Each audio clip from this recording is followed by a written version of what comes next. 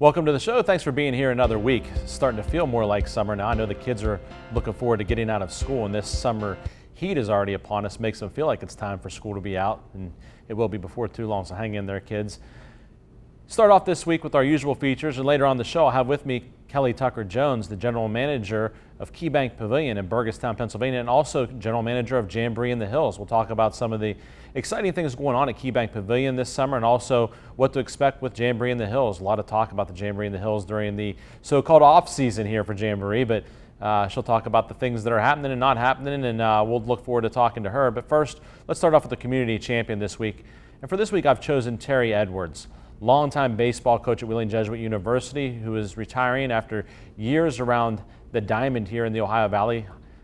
State champion as a high school coach at Wheeling Central, and then the last 11 years or so at Wheeling Jesuit. And the reason I've chosen Coach E is because I ran into him recently here the last week or so at Respecs and had a good chat with him, and it reminded me of coaching with him when I did myself. We coached 2 years of high school football together, and the passion, the energy, and excitement that he brought every single day, not just to the games, but also to practice, to bring that out of yourself each day and bring that to the kids that you're coaching is something that not everybody can do.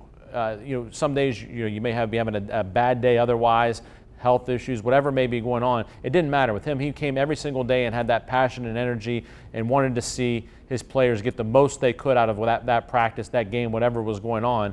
And also he's made a difference in the lives of the players he's around, put in extra time, whether it be getting the fields ready or doing whatever else it took to have the players ready to perform when it came time for game day. So, he'll be missed around the baseball fields here in the Valley. And to get something started, the first ever baseball coach, only baseball coach they've had at Wheeling Jesuit, is a difficult task because you don't have the budget that maybe bigger time programs have. You haven't been used to doing it. There's not things in place, a protocol, procedures. So for him to do that and spend all the time he did giving to the local area so that so many kids could go on to play at the collegiate level is something to be said as well. So congratulations on a much deserved retirement, and may you and Crystal have many happy years together, Coach E. So congratulations to him for being the community champion this week. Next up, the quote of the week. And because Kelley Jones, who's involved with the music venues here locally, is our guest this week, I've chosen a music quote for this week, and it comes from Stevie Wonder. And it's music at its essence is what gives us memories. And the longer a song has existed in our lives, the more memories we have of it. It's by Stevie Wonder. And I think that's so true. I mean, you think back on the different songs you may hear come on the radio or just you play, and you think about where you were maybe at this point in your life when that song came out, or what it reminds you of, times you spent maybe with friends or whatever you may have been doing, your college years, high school years, and then maybe even a song that reminds you of the first dance you had with your wife. Whatever it may be, music does have so many memories for us, and I think he's right. The longer it exists in our lives, the more memories we have. And I know the best music memories I have are the ones that I think about, maybe my first date or the first few months with my wife and her making a CD for me, back when CDs were still existed and were popular, and the songs that were on there. I hear one of those songs now, makes me think about that, things of that nature. And so I think it's a great quote by Stevie Wonder, and it is music time. This summer, people think about music when it comes to summertime concerts, whether they be at one of the local venues like KeyBank Pavilion up in Burgestown or just down by the waterfront here in Wheeling. It's always a fun time for people to enjoy the music. Next up, usually I give a legal tip, but this week I want to talk about a legal issue. And that's something I've been thinking about lately, which is, should people have to retake a driver's test when they get to be a certain age? I think this is something that really needs to be considered. It's been debated a little bit over the years, but I don't know how closely it's been examined. And you see a number of accidents where you have folks that, you wonder whether they should still be driving, whether they still have their mental faculties about them that allow them to make good, sharp decisions when you're on the roadway. When we are driving a car, of course, we basically have a very, very powerful machine, at our disposal. We're controlling the pedals, we're controlling where we turn, the steering wheel, deciding whether or not to turn the turn signal on, whether to turn the lights on or not. All those things, you have to be of a certain mental capacity in order to make those decisions and to be able to avoid collisions and to be a defensive driver. And not just for the sake of the safety of others on the road, but for the sake of those older folks themselves. You don't want to see them hurt or killed as a result of an accident either. So I think we need to more closely examine whether or not a driver's test should be administered to people when they reach a certain age. And that's a hard thing to say because when you take away the keys from someone, you take away a lot of their freedom, their independence, their ability to do things themselves. That's a very, very difficult thing to get to that point of your life. But we also do want to have those people around, so we want to protect them and their safety and the safety of those other people on the roadways all the time, so that there isn't a tragic injury or loss of life. So I hope that is closely examined, and it's something that folks should talk about, and there are pros and cons to it, but we want to really examine it closely. We need to take a break. When I come back, I'll have my guest with me this week, Kelley Tucker-Jones, General Manager of KeyBank Pavilion and Jamboree in the Hills. Stay with us on the Jamie Bordas Show.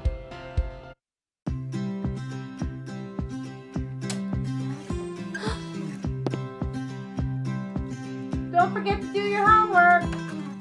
All right, Mom.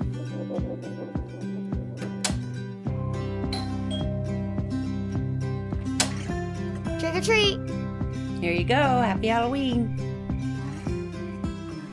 For your home, for your life, for more than 50 years.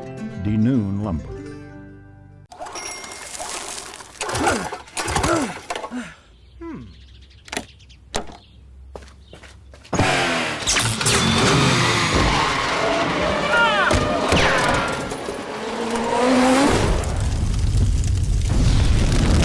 Disasters happen. We take care of them all, from cleanup to reconstruction. Tell your insurance provider you prefer Panhandle Cleaning and Restoration, the official restoration company of the Mountaineers.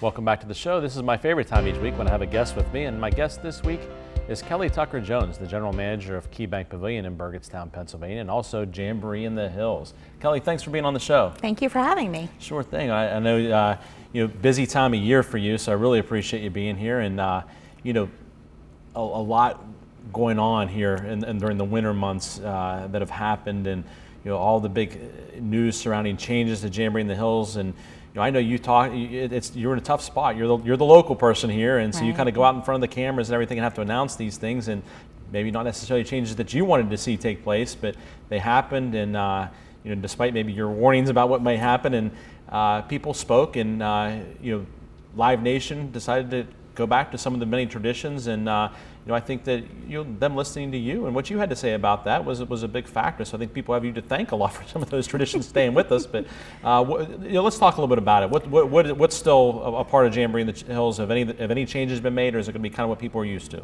Yeah, it's really the same tradition of the last 40 years. I mean, the fans spoke, they were loud, and Live Nation listened, which was an amazing thing. 4 days, kickoff show on Wednesday, still bring your coolers in. It's really the same traditions they're used to, and they have grown to love.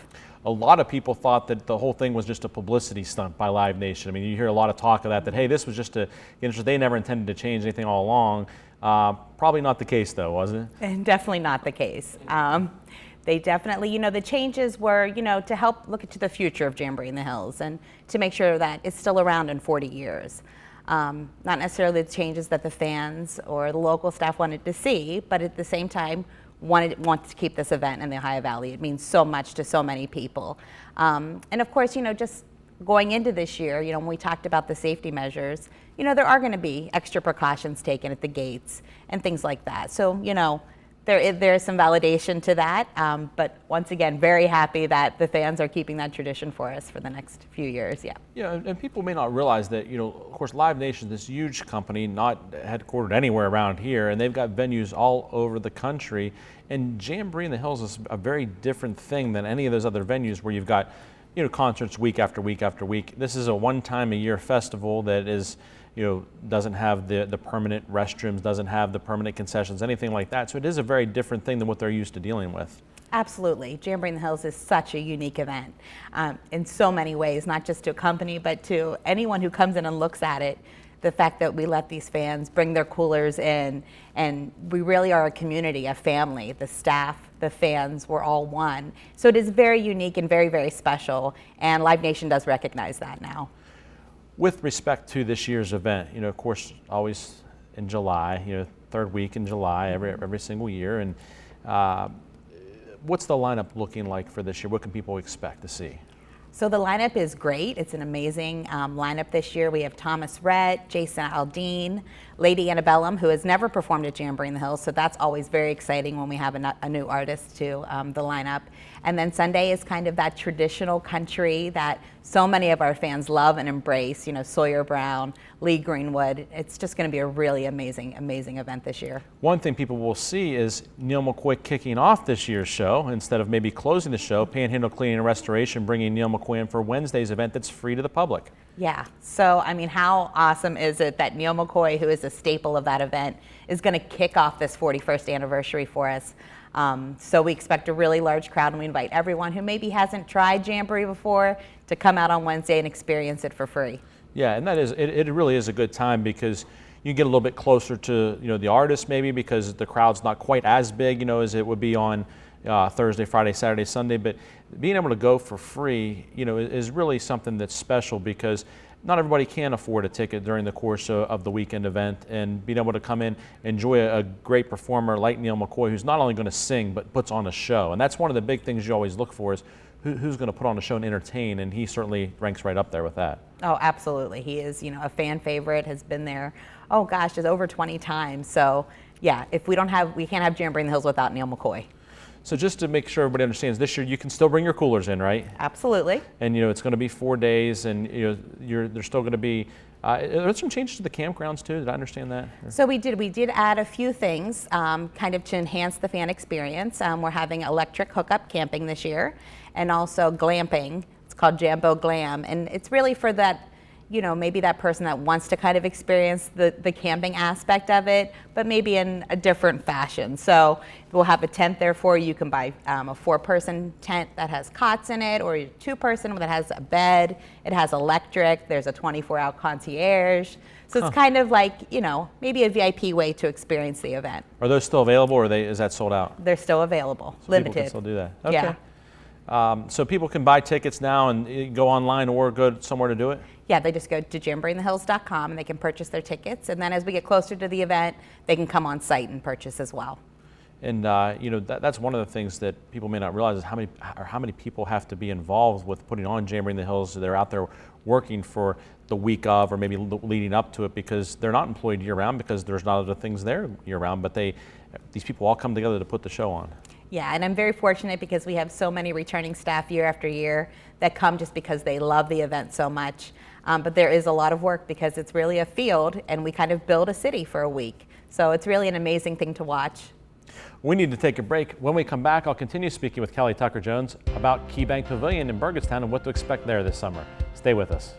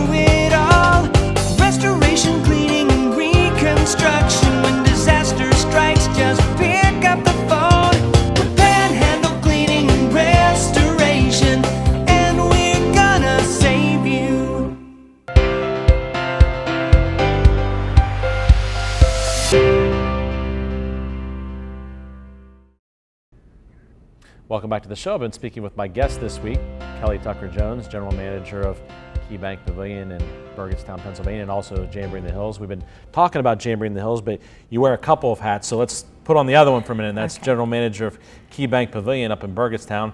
A lot of people know it as Star Lake, you know, sure. Around here. And of course, Key Bank bought out, First Niagara Bank. There was some type of banking merger out there in the world, or buyout, so that affects the name of the pavilion as well. But anyway, Key Bank Pavilion, and first show's next week. Mumford & Sons on May 24th, next Wednesday. So it's time to go. It is. It's go time. Very exciting. My first season there as GM.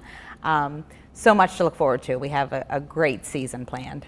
What are some of the highlights that people can maybe look forward to there?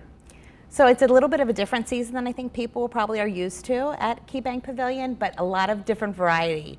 So there is still some country, and then we have Foreigner, Matchbox 20, One Republic. So a lot of different varieties out there for really any concert goer. I also noticed some newer ones, some older ones. I mean, when you have people like Foreigner, you have Boston and Joan Jett, some names that maybe people that are our age grew up with, Right. Once you get in your 40s, I don't know if they're oldies yet, but I mean, they were people that we grew up with. And then also some of these newer ones that maybe appeal to people that are maybe in their 20s, and then you still have some that are appeal to everybody, kind of. Yeah, and I think that's very important. So I really look forward to the season up there. One of the interesting, kind of combinations is going to be Florida Georgia Line and Nelly. Not something, they do have a song together, but not something that naturally you think of in, the music genre world of coming together. So that's in August 19th, and that should be a really interesting show, I think, and really bring out a crowd. Yes, I agree. So it's kind of that cross country, it's kind of not all just country anymore. It rolls over into other, demos and different people that appreciate different kind of music. So it's really exciting. I think it's going to be a great show. Florida Georgia Line, at Jamboree in the Hills just 3-4 years ago, and I remember that night, Luke Bryan was the closer, Thompson Square was next to last, and then Florida Georgia Line right before them. So they've just exploded here in the last few years to being a huge draw and really having a lot of great songs that people recognize.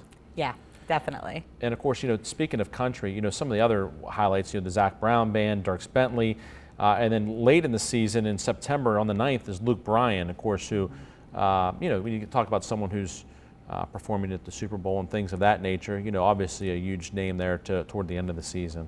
Yeah, it's going to be a great way to kind of wrap up our season up there.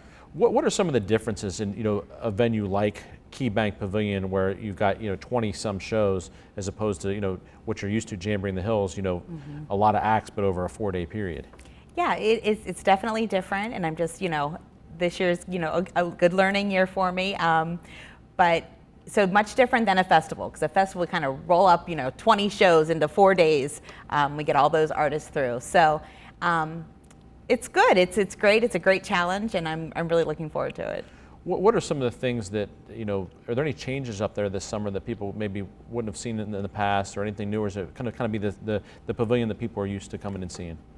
It's, it's still the same pavilion, but, we're always adding different things. Our Legends partners with concessions, different variety of food and drink, and, some amazing new sponsors there that we, haven't had in the past. So we're looking forward to building those relationships as well. Yeah, our firm is a sponsor this year, and we're really looking forward to that. And,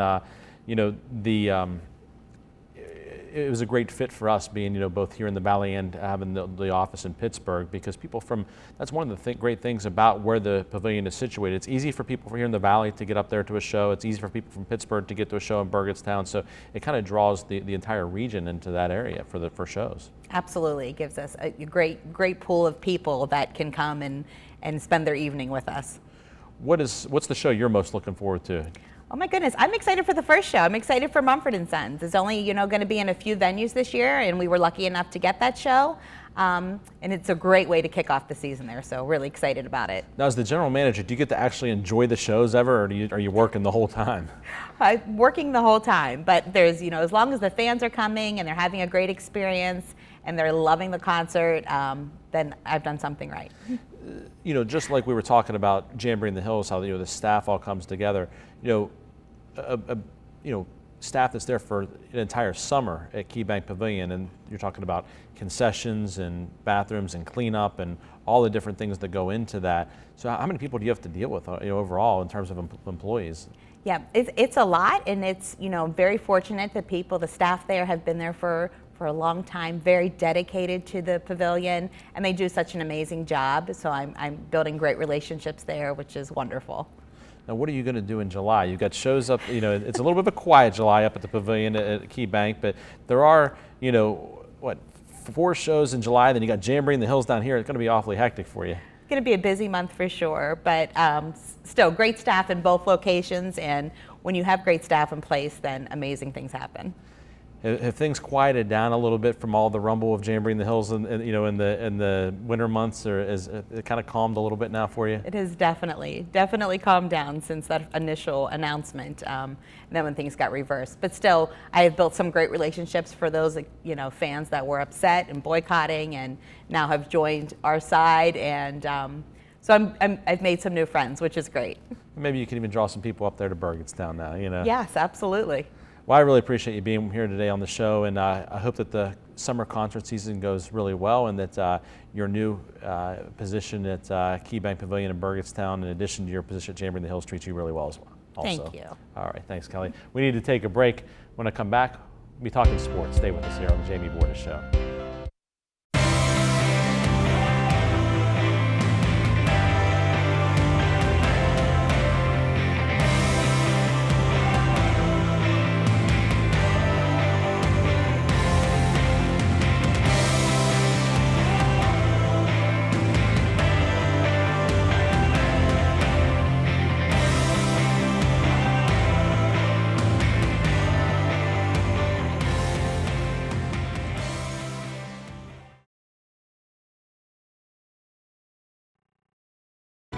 We've obtained the record results in almost every field of law. And other attorneys can't say we've had the largest verdict in this field. We can. We've done these things. We've tried these cases. We've gotten the big results. We've gotten the big verdicts. That sets us apart. I think that says something to insurance companies. It says something to corporations that this is a firm to be reckoned with.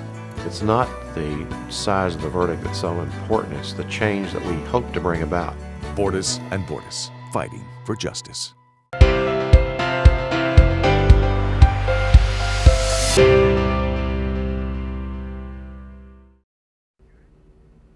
Welcome back to the show. It's time to talk sports. The Pittsburgh Pirates, I talked about a couple weeks ago on the show. April was not real great, but so-so, and they were still in the race. And I said the month of May will be really important to determine the long-term success or lack thereof for the season. And boy, has the month of May been tough for the Pirates so far. I mean, they're just falling further and further out of the race. It's still early enough that they can get in the race, stay in the race, but man, they got to turn things around quick, and I'm just not sure they have the horses to do it. I mean, between the injuries that have mounted up, and then also just a lack of play. I mean, whether it's pitching, you know, hitting, base running, it just seems like something every night is lacking, and sometimes multiple things are lacking. And the Pirates are going to have some tough decisions to make here in the next couple of months. I mean, what are they looking at? If they think that they're 2-3 years away from even being a contender, then they're going to have to maybe make some trades, maybe move some guys. Of course, Adrian McCutcheon talked about a lot during the offseason. They didn't move him, but will they have to do it here in the next couple of months and try to get him to a contender so they can get something in return? What about Garrett Cole? Can they get some value for him now while they still can? There are going to be some tough decisions to make. So if the Pirates don't make a move here during the second half of the month of May and maybe into early June, there's probably going to be some trades that are going to make some people unhappy about their fan favorite maybe going somewhere else, but it's also part of professional sports and something they may have to do. So we'll continue to keep an eye on that and see how the Pirates can do and whether or not they're able to keep these folks around or whether they're going to have to start shopping some of them on the trade market.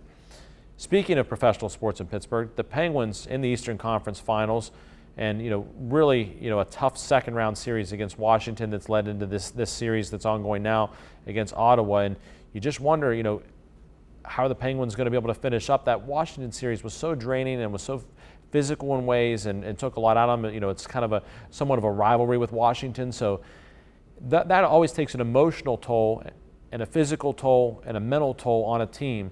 So let's hope that the Penguins can keep making a run into the playoffs and defend that title that they won last year when they won the Stanley Cup. And we'll continue to watch that also as we continue on here during the month of May. The Ogden Half Marathon, always a staple of the month of May here in the local area. Of course, Memorial Day weekend on Saturday morning, the half marathon takes place. But it's an event really for all kinds of people. You can run it, you can walk it, you can do the kids, they have events for the kids. The shorter races for them, the mile. My firm's been a part of this race for several years now, and really something that we enjoy doing because it is a community event. I can remember when I was a kid sitting on the wall outside my law firm and there with my mom and dad watching the runners go by. You'd yell for people that that you'd recognize, friends, moms and dads that I would know people, and now I see some of my own friends running the race, walking the race. And it's just really a fun event for the community, and it's part of what makes living in this community so special. Part of the reason I chose to come back here after I got done with school is that it is a great place for a family, and events like this are part of what makes it a lot of fun throughout the year. So when you look at things like the Ogden race, support it if you can, go out, cheer on the runners, have some water for them, whatever you can do to make it fun for them, and let your kids watch too, or let your kids run in it if they're able to do that. It is definitely a lot of fun. I wish I didn't have a bad knee. I would have loved to. I've never run the race. I know I'm never going to be able to. My knees are just too bad, but I would have loved to be able to do it one time just to say that I did it, because it is such a special part of Memorial Day weekend here in the Wheeling area every single year. So good luck to all those that are going to participate. We'll talk more about the Ogden race on next week's show, so make sure you tune in next week to watch and listen a little bit more about the race. Let's turn to Little League baseball and softball. I'm around the fields. I coach one of the Little League teams here in the area, and I'm around the field with my kids playing. And one of the things I've noticed is that so many parents and fans think that they know everything there is to know about baseball and softball. So they're on the umpires, they're on the coaches, yelling and screaming, which really doesn't set a good example for the kids. It really doesn't do anything to promote people going out and volunteering to umpire or coach. Sit back, relax, have fun watching your kid, hope they do well, hope they win. But it's not the World Series, it's Little League baseball or softball. I take it serious too. I've coached different sports for years and years, and I always want to win. I'm very competitive. I want my kids to be competitive when they play. But I also want to realize that it needs to be done with respect. It needs to be done with treating other people with dignity, acting with class, being a good sport whether you win or lose. And just even seeing, some of the kids go through the lines when you're shaking hands after the game, instead of shaking hands, they're smacking somebody else's hand because they're frustrated because they lost. Just not the way to behave. And I think a lot of that's coming from the adults, and they see the way the adults behave.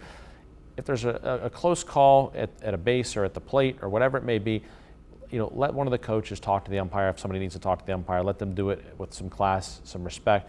We don't need to be screaming and yelling and getting everything riled up, because those umpires, most of them in Little League, they're not getting paid. They're out there volunteering their time so that our kids can play. So let's make sure that we're doing the right thing and setting a good example for our kids, because that's really the reasons we play sports, is to learn things about life. So let's make sure they are learning the right things about life. That's all for this week. We've run out of time. Thanks for being with me again here this week. We'll see you next week again here on the Jamie Bordas Show.